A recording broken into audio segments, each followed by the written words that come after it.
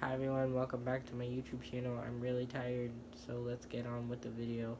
Okay, today's video is going to be my science project, the life cycle of a star.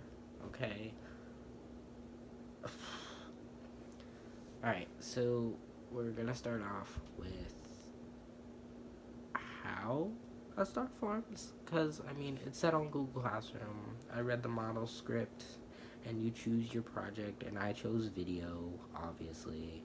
And it said I have to explain to my younger siblings, but he is not like 3, he is 12 and I'm 13, so I don't have to elaborate my words just to make him figure it out.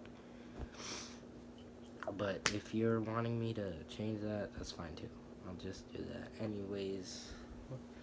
Alright, so first of all, what happens is in space there is this magical substance thing that is called hydrogen. Hydrogen. We're gonna call it hydrogen, but I don't think that's right. I'm really tired. I think I'm saying this wrong. Hydrogen. Hydrogen. And the space is filled with it, I guess. It's a thing.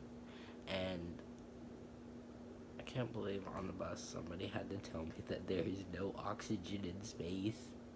I thought oxygen and helium or hydrogen fused together, but it's actually, I mean, I think it's just helium and it does nuclear fission somehow.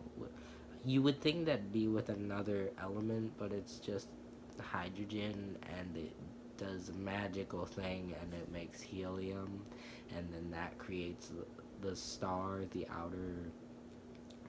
inner layers, and then we can go, it will either have a low mass or a high mass. So I'm going to start off with low mass first because that is the easiest, in my opinion. It doesn't have as many things it has to go through. So it will go from a protostar, which is just this little tiny white thingy. I'm pretty sure that's like not the hottest, but it's not the coldest either. It's like the second hottest. And from a protostar, it will move on to a main sequence. Now, if it's a low mass star, our sun is in a main sequence, and it's gonna stay like that for about 1,000,000 years, or 5, 8 million or something, and then it will turn into a red giant, which it's called a red giant because after the main sequence, it will get bigger and expand and swell and turn red, and that is because of something inside of the giant gassy mixture thing. I don't know why they call it a star. I mean, it's just a ball of gas. Back on topic. That's a red giant, and it's this big thing, and if I hate thinking about it, but like one day the sun will become a red giant and engulf the earth, but humans will be long gone. Scary to think about, but it happens. It's life. That's life, right? Hopefully we evolve to be smarter than that and actually recreate our own planets and stuff, and then actually get to live longer than we were supposed to. Yeah. And anyways, after the red giant does its thing, it will like keep putting pressure on the inside, and then it will explode into this. No, I know what this is. Planetary nebula. That's not a very big explosion, but I know that a red giant will explode, okay?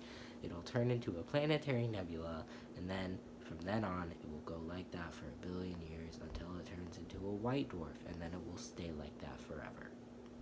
That's what I'm seeing on the show. I don't think it'll last forever, because, I mean, once it's a white dwarf, it'll either stay like that or lose its power and then just and be gone. Um, so, or if it doesn't become a white dwarf, it will go from a planetary nebula back to a star-forming nebula and then just recreate itself. And I guess until it turns into a white dwarf, but I mean, I don't know.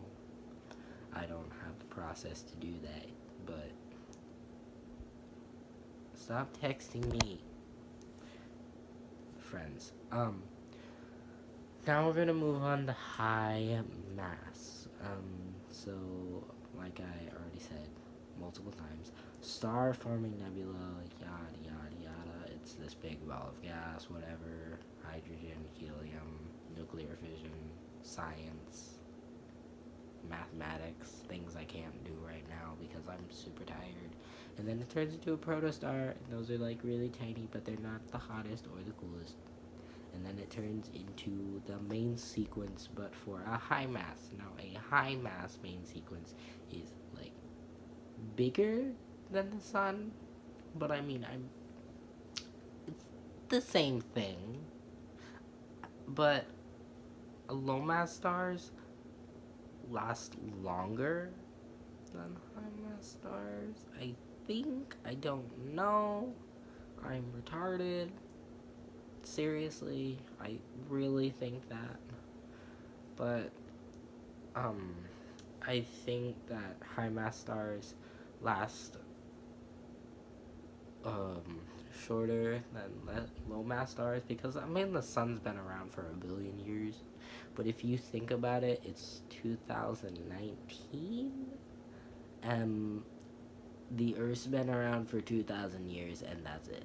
I mean, everybody's saying it's been a billion years, but it's literally only been 2,000. And anyways, moving on to that subject, it will move from a main sequence to a red supergiant, which is the same thing as a red giant, but just bigger. It's a supergiant, obviously. That's why it has the name super in it. And it will get bigger, explode. But this time, since it's bigger, it'll go into a supernova. And that's like this big flash of color. It's, I don't know, it happened. We watched a video and it showed us that in like the 1900s or something, that, hold on, my back hurts. Ow. That in the 1990s, they saw a supernova from a Hubble telescope or whatever, and that's, yeah, it's a bright flash of light, but you can see it light years away. It's crazy how that kind of light travels, thinking about it. But that is actually how Earth was made, by a supernova. The Big Bang Theory. And I do not want to explain that. I haven't even learned it. I've heard about it, but I don't think I have the time to actually listen to a lecture about it. Moving back to my subject. After a supernova, I mean, it either will turn into a neutron star. How it will turn into a neutron star, I'm not sure, because if it's a supernova, it'll just like explode and everything will go everywhere. So I mean, I think it's what's on the inside of the supernova, and that's the neutron star, and then it'll, I guess it stays like that. It's not showing me anything on the life cycle charts. I mean, seriously, I'm going off the life cycle chart on Google Classroom. This is not the best project ever. I'm gonna get a 50 on this. It's better than a 0. Anyways, this supernova will either turn into a neutron star, which is those tiny things, or a black hole, which is the thing where it's a void, and once something goes in it, it will never come out for some reason. But I really want to test that theory. Yeah. That's it. Let me just check, though. It says, oh no, I broke my screen. It says I